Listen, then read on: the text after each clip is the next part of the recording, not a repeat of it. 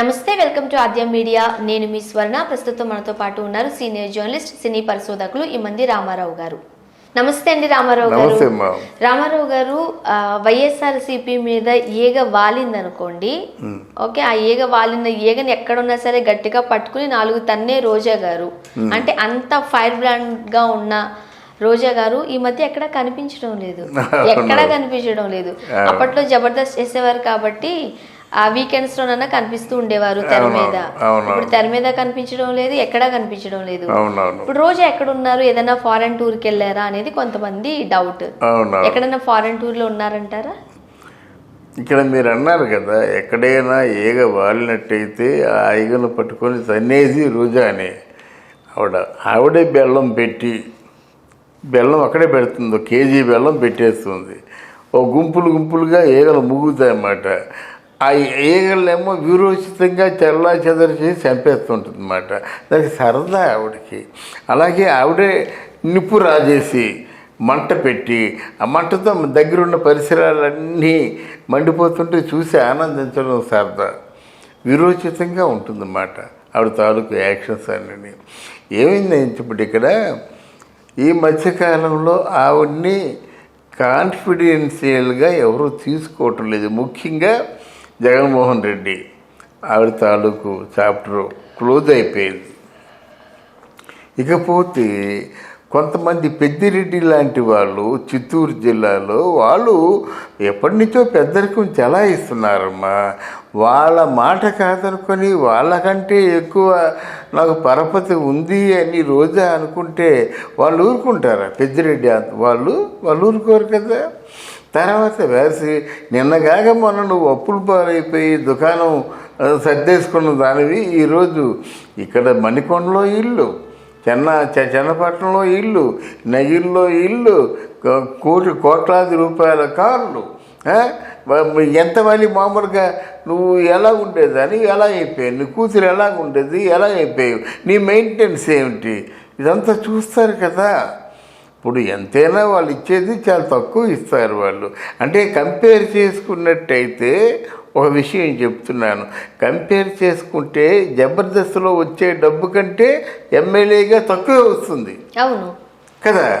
మరి ఇంతక్కడి నుంచి వచ్చేస్తుంది ఈ కార్లు ఏమిటి, ఈ లెక్క ఏంటి? ఇదంతా గందరగోళంగా ఉందన్నమాట. అన్నిటికంటే ముందు ఆవిడకి ఎక్కడైతే కళ్ళు తిరిగాయి అంటే అంటారు కదా, ఆ దెమ్మ తిరిగి బొమ్మ కనిపించింది అంటారు కదా, ఆవిడ విడుదల రజనీ ఒక్కసారే ఫోకస్లోకి వచ్చింది. అంటే విడుదల రజనీ గారిని అత్యంత ఆత్మీయంగా మన సజ్జల రామకృష్ణారెడ్డి చూస్తున్నారని వినికిడి. సో జగన్మోహన్ రెడ్డి గారి గొంతుకి ఆడియో ఇచ్చింది, డబ్బింగ్ చెప్పేది సజ్జల రామకృష్ణారెడ్డి. కనుక సజ్జల రామకృష్ణారెడ్డి ఏమి చెప్తే జగన్మోహన్ రెడ్డి అది వింటాడు.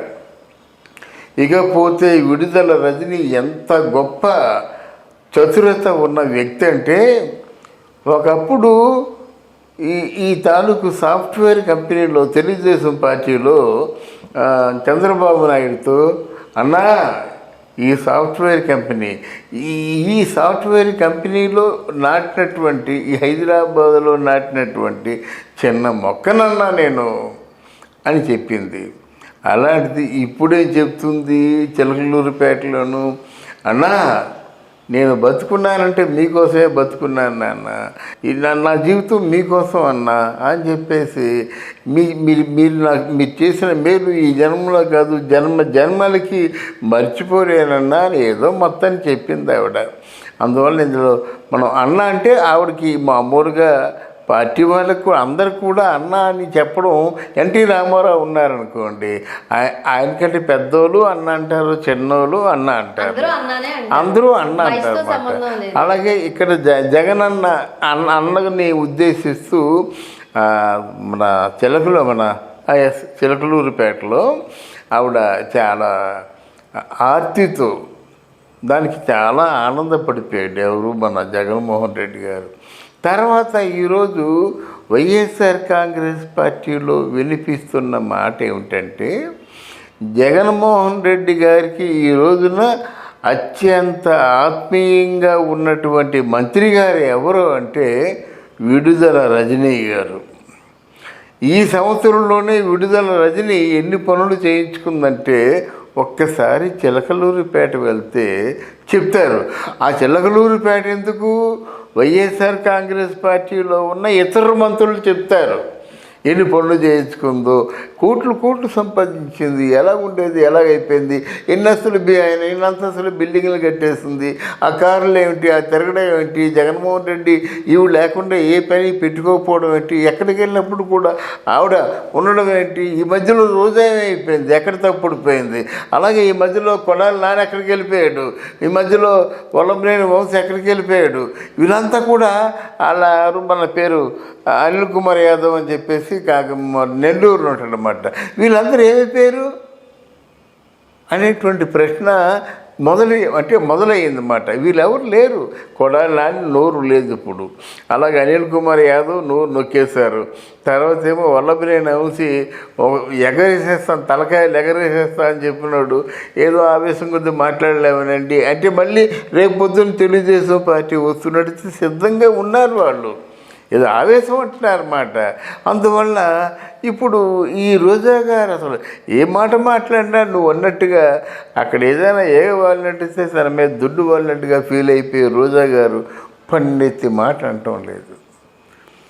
అది దేనికి సంకేతం అంటే తను రేపు పొద్దున గెలుస్తామా గెలవమా, మరి ఈ 4 సీట్లకి తెగానా లేదు కానీ 175 సీట్ల, ఇదంతా అంటే జనాల్ని మభ్య పెట్టడం కాదు, ఒక్క సీటు కూడా తప్పడానికి వీలు లేదు గురి. ఎందుకు కొట్టలేదు 170 సీట్లు అంటే వీళ్ళందరూ కొడతాం ఏంటి, కుక్కల్ని నక్కల్ని కొట్టడమా, సీట్లు కొట్టాలి, సీట్లు సంపాదించాలి. ఆ సీట్లు సంపాదిస్తూ ఉన్నటువంటి ధైర్యం ఉన్నవాళ్ళు ఎవరు? అప్పుడంటే జగన్మోహన్ రెడ్డి తాలూకు వేవులో వచ్చారు. అప్పుడు ఒక్క ఛాన్స్ ఇవ్వండమ్మా, నేను రాజన్న పరిపాలన తీసుకొస్తాను, నేను అడుగుతున్నాను కదా, నేను అంతకంటే మంచి పరిపాలన చేస్తున్నాను, ఒక 6 మాసాలు నాకు టైం ఇవ్వండి, మీరే చెప్తారు పరిపాలన బాగుందని అన్నారా? ఒక 6 మాసాలు టైం ఇస్తే మీరే పరిపాలన బాగుందని చెప్తారు, లేకపోతే విరమించుకుంటాను అన్నట్టుగా చెప్పినటువంటి జగన్మోహన్ రెడ్డి 4 సంవత్సరాల్లో ఏం చేసావా అంటే చెప్పుకోవడానికి ఏమి లేదు. ఈయనకి ఒక మేనిఫెస్టో, ఆ మేనిఫెస్టోలో 100 ప్రామిసులు, 100 ప్రామిసులలో 98 ప్రామిసులు నెరవేర్చామని చెప్తున్నాడు. ఆ మాట జనం చెప్పాలా? నువ్వు ఎంత రాష్ట్రాన్ని అభివృద్ధి చేసావని జనం చెప్పాలి కానీ నువ్వు చెప్పుకుంటే ఎలాగవుతుంది? ఇకపోయినట్టయితే నీ తాలూకా అంటే మీ సారథ్యంలో, నీ తాలూకు అంటే ఆ నిర్మాణతలో 10 లక్షల కోట్లు దాటిపోయినాయి. ఈ 10 లక్షల కోట్లకి ఎవరు సమాధానం చెప్తారు? అప్పులకి ఇన్ని అప్పులు ఎందుకు చేయాలి, ఇన్ని అప్పులతో నువ్వు ఆంధ్రప్రదేశ్ని ఏ విధంగా తీర్చిదిద్దావు, ఇన్ని ప్రశ్నలు వస్తాయి. ఈ ప్రశ్నలకు సమాధానం చెప్పుకోవాలి. ప్రజలే ప్రశ్నించే రోజులు దగ్గర పడ్డాయన్నమాట.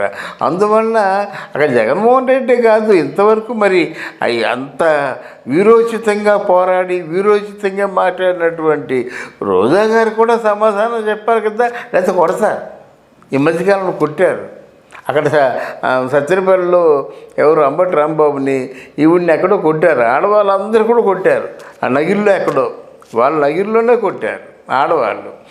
ఇంకా రేపొద్దున సరైన సమాధానం అడిగిందని చెప్పినట్టయితే ఏముంది, తరివి కొడతారమ్మా. అందువల్ల కనబడలేదేమో అనుకుంటున్నాను నేను. Thank you so much. Thank you అమ్మా, థ్యాంక్ యూ వెరీ మచ్.